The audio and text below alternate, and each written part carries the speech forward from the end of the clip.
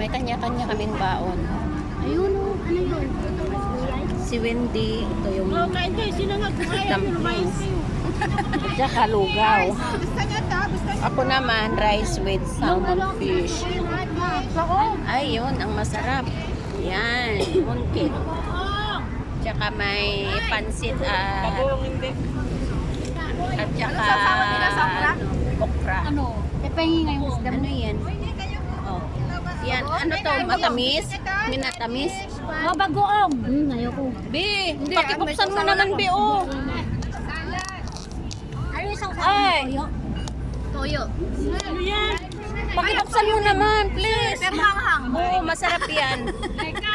Ate. Konti manghang, be. Tikman mo. Kumain ka, putang ina, lumayas ka, kumain ka. Ay, Nagura. kaya nga, kumain ka na. Ay, Diyos ko. Hoy, hoy, hoy. May fried rice. Kumain ka na, kasi. Yan yung salmon. Kumain ka.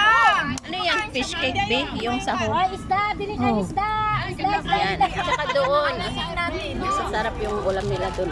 Ayun, gusto niyang mamatay. Ngayon lang ata tayo May kumpleto eh. pangkumpleto. Ay, wala sa ating Ate Lucen. Ay, ito masarap. Ewan ko.